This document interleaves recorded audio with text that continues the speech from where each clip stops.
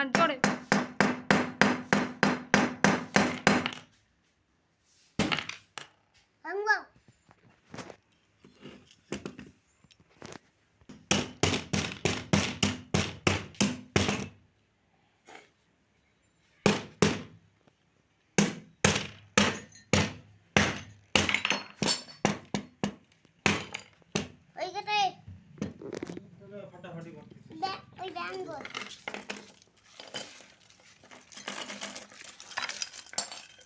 টাকা তো খারাপ হয়নি তো।